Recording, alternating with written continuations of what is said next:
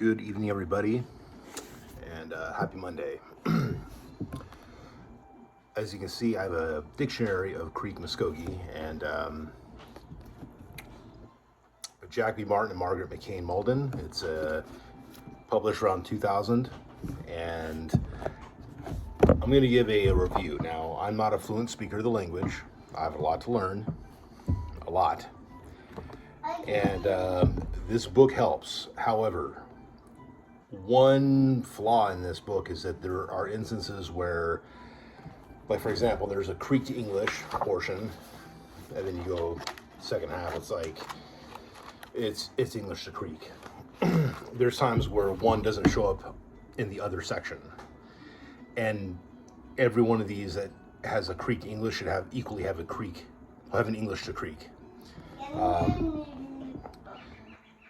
That's just one thing they need to fix. I think this book is out of date and is in high need of a volume 2. Maybe there is one I'm unaware of. I've had this for about probably 10, 12 years, something like that, maybe 13 years, and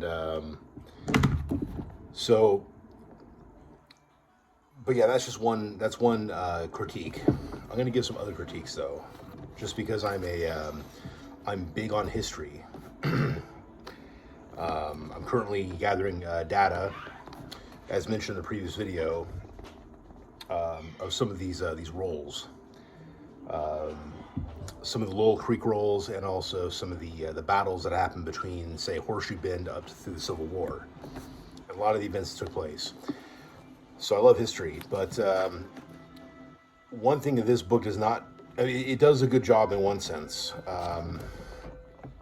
In the topical information, it has chiefs and principal chiefs of the Creek Nation, and also the principal chiefs, governors, and chairmen of the Seminole Nation. And then it's got a section for other famous figures. There's like 4 names. Osceola, who was born Creek, but he was a Seminole chief. Alex Posey, who's a Creek poet and humorist. Crazy Snake, who's a Creek leader and political individual. Sam Jones, who's a Seminole leader. So I know nothing really about Sam Jones, other than his name from this book. So it has educated me in that respect.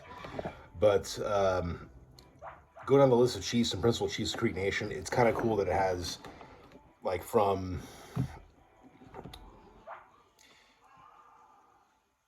so after the Civil War, basically, you have, like, from Sam Chakotay down to Chief Robert Beaver. Now, after Beaver, you end up with Chief Ellis, you have Chief Tiger, and you have Chief James Floyd. Now you have Chief David Hill, presently. So obviously this is a bit out of date. So the information was current as of like the late 90s, and again published in like 2000. So I think Chief Beaver might have had 2 terms, in which case I believe Chief Ellis was from 2004 through 2012. He had 2 terms as well. So there is good history here, but it has earlier on, from like Sam Chakotay all the way down, like, that's accurate information. Before that though, it's accurate, but it's missing some names. Okay. So from 1828 to 1863, it has Apatalihola as the Upper Creek leader. That is correct. He was leader during that time of the Upper Creeks. That was Raleigh McIntosh over the Lower Creeks from 1828 to 1859. Raleigh, I thought Chili McIntosh was the leader at that time. Anyways, I'll double check that. Anyways, after that, from like 1859 to 1863, Modi Kennard was the Lower Creek leader. And then from 1859 to 1863, it shows Ichihajo as the Upper Creek leader. Now, I know nothing about him. I do know that around the time that he stopped being leader, Apatalihola was still, like, obviously he was still one of the leaders. It shows that concurrently they were leaders at that time. And Apatalihola was definitely, I would say, a more important leader at that time. He led the Lowell Creeks, some of my people, on the Trail of Blood on Ice. a very terrible moment in our history, which considering that was, let's see, so 1836 removal, and then 1861, December, you have the Trail of Blood on Ice. So, like a generation later, Apothioli is an old man, and he's leading our people, at least part of our people, on that trail, and some of the Seminoles. And I think maybe even others, including, blacks as well. So, who were, at the time, for the most part, are slaves, but some were probably free, I don't know. The term freedman was not yet in usage, I don't believe, as far as like, I mean, I know that like after the Civil War it became like the official term, but that's a different story. Anyways, you've got, but yeah, so I would say the information contained here is accurate, but what they don't mention, and this is super important, they don't mention William McIntosh. He was at least a Lower Creek leader. I thought he was principal chief of the entire nation, to be honest, like Upper and Lower Creeks, prior to his death in April of 1825. He signed the Treaty of Indian Springs on the 12th of February, 1825. A couple months later, he was, his descendants would say he was murdered or assassinated. His, those against him would say he was executed. I would say it was both. Because technically he sold the bones of our grandfathers. I believe, I gotta say it right, Apothioli told him, don't sell the bones of our grandfathers, otherwise you're going to be executed. And he did it anyway. Now, I know that he knew the situation better. I know that when he negotiated that treaty, there was more favorable terms than what we ended up with in 1836. So, keeping that in mind, there, if the entire nation had followed William McIntosh and didn't execute him, it would have been in the best interest of the whole tribe. Instead, what happened in 1836, like in the years leading right up to it, I think it was the Creek War of 1836. There were some lower creeks that were still back there, and they skirmished with some of the white encroachers, and basically ended up starting the Creek War, the Second Creek War, which negatively impacted the remaining population, which is mostly Upper Creeks. And that just, that totally, I mean, I can't say I blame him for fighting back, against the encroachment, but at the same time, ironically enough, the Lower Creeks that stayed behind are partly the reason why, not the real main reason, part of the reason why the 1836 Trail Tears happened, but really it was Andrew Jackson and President Martin Van Buren, Democrats. It was Democrats. So, anyways, I'll try not to be too political here.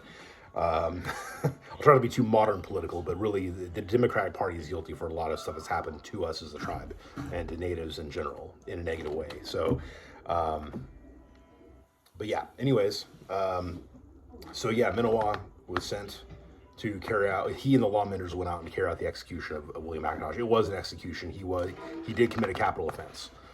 His motives are another story. I don't think he was in his heart a traitor or that he was trying to screw everybody over. I don't really believe that personally. Maybe I'm biased because I have some Perryman blood. I also know that ultimately they started establishing Creek Nation west of the Mississippi prior to the removal, and ultimately in the long run that probably helped out the tribe as a whole better than if the entire tribe stayed back and was then collectively forced on the 1836 removal. But regardless, bad blood dies slowly, and it carried over into the Civil War. So, but anyways, prior to all that, prior to the removal, you had William McIntosh as one of the chiefs, and he should be on this list. Prior to him, you also had, hold on, Michael. Okay, you got it. You also had very important leaders like Alexander McGillivray, okay, who's considered the Emperor of the Creeks. And it wasn't just white men who were calling him that. I think it was actually like other members of our tribe that referred to him as our beloved emperor.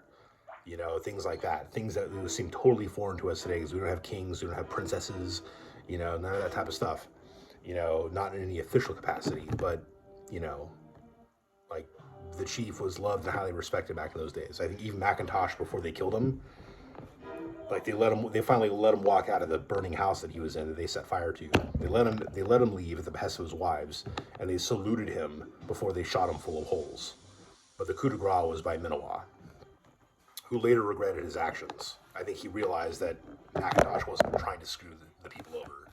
In the end, they all got screwed, and it was going to happen anyway. And McIntosh knew it. And because that, whether you like him or hate him, whether you agree with my assessment of history or not, or whether you take a more extreme position on either side, because I'm really more in the middle. I'm trying to be fair to both sides, but either way, he should be on this list, and he's not. And Miguel Ray should be on this list, and he's not. And then there was another earlier leader that's, I can't remember his name, but he and his nephew are on a couple of famous like British portraits. Like his nephew's holding an eagle in his arms. I try to remember the guy's name, but he should also be on this list. As far as other famous figures, like, let me look down the Seminole list here. Yeah, like Wildcat should be on the list. He was a Seminole leader that actually led a bunch of the Seminole slaves, the black slaves among the Seminoles, who were really treated a lot differently. They were really treated like more like equals, to be honest. They were only kind of slaves in name. He led a bunch of them to Mexico so they could actually be free, because slavery was not legal in Mexico. I mean, you had to convert to Catholicism and learn Spanish, but other than that, you were basically able to become Mexican back in those days. Nowadays, it's like, no, you have to be Mexican by blood. So, which, you know, is understandable, I guess. But anyways, Wildcat should be on this list of other famous figures. And maybe Billy Bowlegs as well, and others that I've heard of when doing research of my own. Another thing that is a problem for me, and this is, I kind of take a little bit of personal offense to this, common clans. Octiachi, Alligator, Bear, Beaver. In Florida, you have Big Town, you have the Cane Clan, Deer Clan, Fox, Goat. I actually forgot that I even saw that on this list until I opened this book out again. That's not a clan you really see on most of the lists that exist on the internet or in most other books. Hickory Nut Clan, Otter Clan, which is kind of rare. That might also be extinct, I'm not sure. Raccoon, the Salt Clan, Skunk, Snake, Sweet Potato, that, you know, Tamalaki, Tiger or Panther, which I actually believe are supposed to have a different name. Like they have almost the same name in Creek, but it's slightly different. I've seen two different spellings. Then and the Waxahachie. Well, Waxahachie is not a common clan. I have an ancestor named Waxiharjo, you know, and and he was a soldier who was in Lowell Creek during the Civil War. Anyways, it's not a name you hear very often. The one clan that should be on this list that is not on this list is the Wind Clan. Holgulgi. Okay? That's the one clan that should be on this list. And also should be my clan. Lochulgi, the Turtle Clan. Another one that should be here is the Wolf Clan. Yahalgi. If I got that right, I believe. So yeah, they can actually take some of these names off the list because they're not so common, despite the fact that it says common clans, unless we're dealing with Seminole. Because one thing I gotta consider is this book is not just for Creeks. It's also for like the Seminole Muskogee language, which are both very like similar. Like they're almost the same language, as I understand it. But there's also multiple dialects in both tribes, and it gets confusing. There's kind of like political issue as far as which dialect to use, which parts of what dialect to use if you're going to make a more general, like, combined, synthesized version of the Muskogee language for the schools. There's pronunciation issues, and all that's a thing. And that's because of that kind of infighting, I believe. It's kind of difficult to put together a good, cohesive language program that everyone can agree on. And you're never going to have a language program that everyone can completely agree on, but the reason English exists is because Anglo-Saxon existed. And Anglo-Saxon existed because Alfred the Great said, hey, let's take the Anglo-Saxons and Jutes, all these different groups, the Wessex, Sussex, Essex, all these different guys all over England at the time before it became a single country, even though these were related peoples.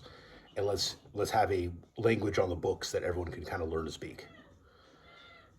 We may have to do the same thing, and that means other dialects are going to fall the wayside, and that sucks. They may be relegated to textbooks and to audio files, so you might be able to learn how to pronounce these other dialects, but they may fall by the wayside. There has to be a cohesive language that we can all agree on. Languages change over time anyway, so we have to I want to maintain the language, but we also need to be willing to compromise just a little bit on some of these things. Anyways, let's see what else. Yeah, it's got some common expressions, the seasons, the days of the week, the months. It's got the list of traditional dances, which is kind of cool. This is a good book. This is actually a necessary textbook to have if you're gonna learn the language, and you're not learning it strictly from your grandparents at the ceremonial grounds or whatnot. Okay, if you're not speaking to your grandparents in Muskogee every day, whenever you're around them, then you're gonna need a book like this and other some audio files and some Michael, get down. And classroom situations, okay? Obviously, immersion is always the best. It's got the numbers, it's got it's got some, this is a good book. It's got some really good information, but at the same time,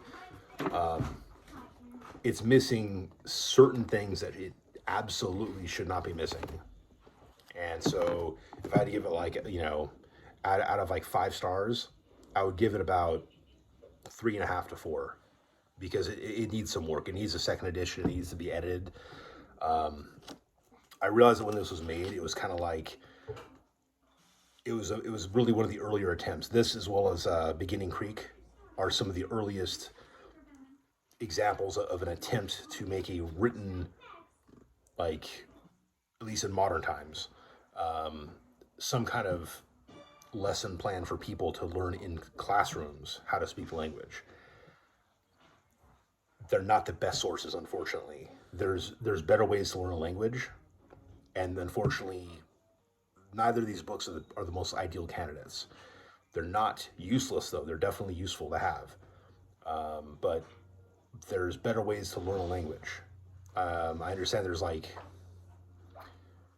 guess the Beginning Creek, there's a certain way of there's a reason why they structured the way they did for traditional purposes. At the same time, we're not living in completely traditional times. So if we're going to maintain the language, we have to have a better, more modern way of teaching it. And then, after learning the language, you can start learning more of the traditions.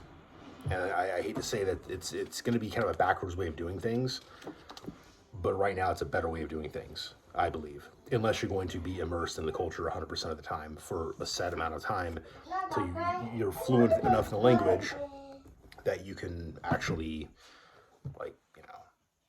you can teach your kids, you can teach classes, you can talk to the old people, you can do the songs and be at the ceremonials and only speak Creek and things like that.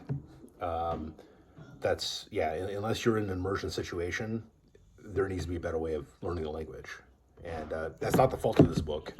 There's definitely personality issues that are at play when it comes to how some of that works. But there's also some legitimate attempts to make it happen, and I'm grateful to those because I have learned some of the words from these other source materials. And but yeah. Anyways, this is a good reference. There's also some words that let me actually look up one of these words. Look up Hoktali, see if that's in this. I'll look up in the Creek English portion. So Hoktali means my old lady. And I found that in Swanton's book, actually.